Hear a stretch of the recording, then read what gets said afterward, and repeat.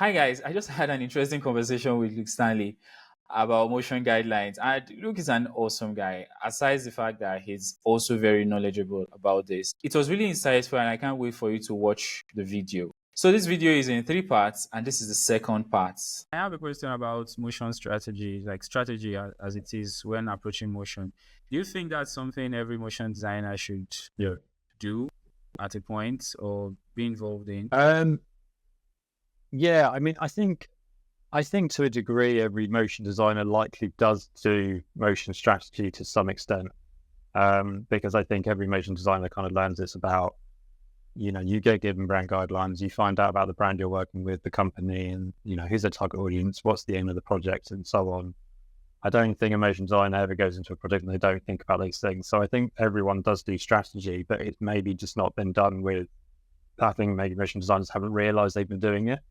Um, and I think it's actually something quite good to be aware of, that that to be part of your project is kind of thinking about this side of things a lot more and realizing how much that does drive the concepts and what you're creating. I guess for this type of work, it's important because at the end of the day, you're building a system that's reflecting the brand. And so you really want to make sure that all the decisions you're making really is correct, because it's also going to influence all their animations in the future and so on. But I think there's, definitely a degree that every motion designer probably is doing a bit of strategy, but I think it's just, it's not a topic that's talked about. And I think that's what's interesting, is sort of that I think it'd be quite cool for it to be a topic that's talked about more in motion design, because I think it's talked about in other areas of creative, practice, quite a lot, in terms of like thinking about things strategically before you get into creating something. And obviously, there's a longer process involved in terms of like auditing and stuff like that, and sort of really getting into sort of how the brand been doing so far with motion and what's working, what isn't, stuff like that. Which might be useful practice potentially if you're like taking on a social media campaign, that you kind of want to express why the route that you've got is going to work if you've done an audit, and showing what's worked and what hasn't. So there's definitely potential to sort of take things to apply for your work for sure.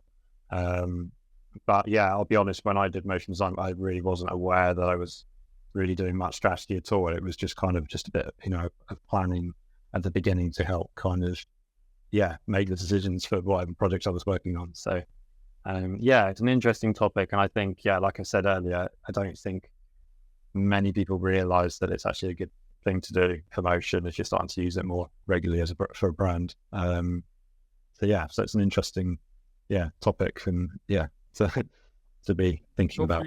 Hopefully we get to see more conversations around motion strategy in the nearest future. So I would say, I think you're the first person I heard the term motion audit from, if I'm not mistaken. And how does motion audit affect motion guidelines? And what is it about first? Then how does it affect motion guidelines? So, I mean, in simple terms, it's basically separating everything into every type of animation a brand would do, which I think I answered earlier, in terms of like doing type animations, doing animations for content transitions, etc. And so you're kind of working out all the areas that a brand has used animation across, certain design elements.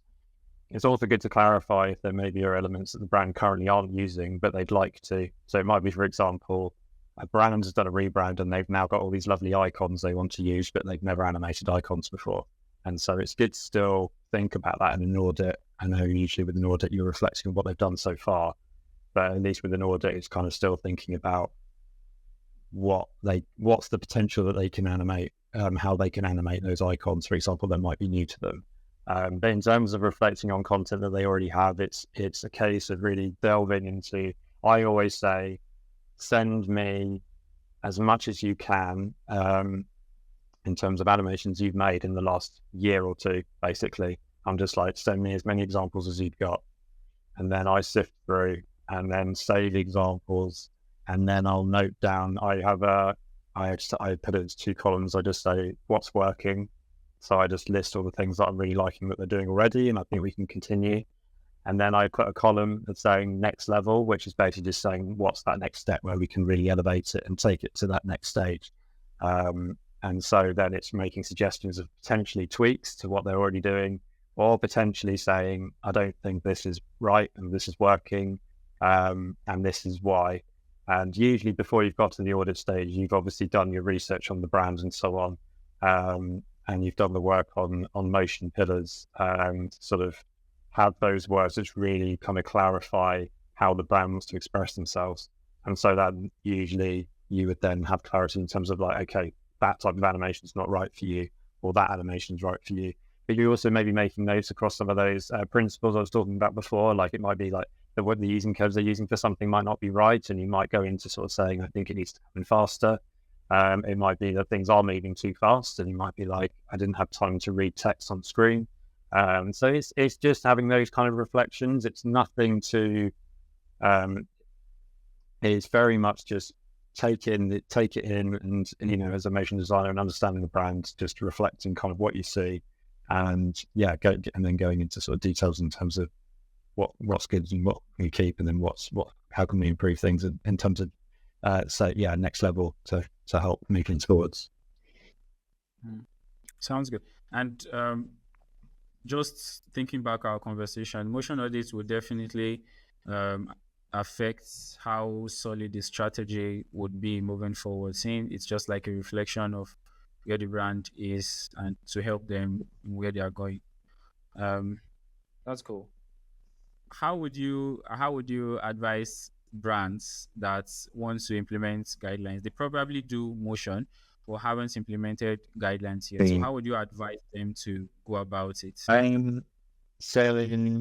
I would be basically making sure that their plans with motion is for it to become something that they will use regularly, and it's likely to be something if they're creating content on a consistent basis. They're wanting to start applying it to social marketing for as a regular part of their website, a regular part of like the customer experience, I guess, is sort of a broad way of saying it across the different touch points that it could be applied. And in terms of like usually who would be creating wanting to have this type of work is a brand to have an established creative or design or marketing team in-house, because usually the way it works is that you are working with either a creative or design director. These kind of, you're collaborating on the project with them, and so you basically are wanting to sort of make sure that they have that set up in place. Really, I think it's tricky if you were just to work with the head person of the brand or of a company, but doesn't work in this space. So I think if they've got that internal team that you can collaborate with, then I think that's a really good sign that they're probably in a good place to be able to do this. And then it's either a case of obviously just making sure that they either have people who can implement it internally or externally, because it's been different. In some cases, there's been brands who have motion designers in-house, or they'll be working with studios and they want a motion guideline that they can reference when they're creating content for them. So I think it's just making sure that those areas are covered. But the main thing is obviously just, that they're in a space where they're wanting to use motion more, they're wanting to start making more content with it, but they want to establish their voice with it, basically. Okay. Sounds good. Sounds to me like the size of the company really does matter in implementing motion guidelines. But it all comes to mind now that how would you now advise a smaller company which doesn't have all this structure, but they want to use, or how do you advise such a company to strategically use motion or apply any company can use motion design, right? Whether large or small. But for guidelines, they have to have a set structure. They have to have something that would help them implement it. But how will you now advise a smaller company without this internal team or not much money? How do you advise them go about strategically applying motion design in their marketing? Well, I think it's going to be tricky if they don't have someone in-house that can kind of look after this. I think in terms of like looking after kind of the motion guideline side of things, just as in terms of the brand. I think like in terms of like if it's a smaller company and they've done a rebrand and stuff, it may be that they've worked with an external studio to make that, and then they've got that documentation to be able to know like, okay, visually I know we need, X, Y, Z, and then they'll use external designers to make that. I think with motion, it's kind of like I think for me, I think I just feel like you kind of need someone to be there to help you lead in terms of working on that kind of thing, if that makes sense. I think it's tricky. It's a tricky one because at the end of the day, I think you want to make sure that what they end up with at the end of the time you work with them is something that's really going to help them move forwards. And you don't want to waste their time. You don't want to like end up making this documentation and stuff, and then they don't have someone there after you've gone that knows what to do with it. Maybe if you're someone who's more in a position of like, I'm actually up for partnering with a brand. So it could be a case of like, I'm up for working with a small company. You've been able to work out a budget that you're happy with.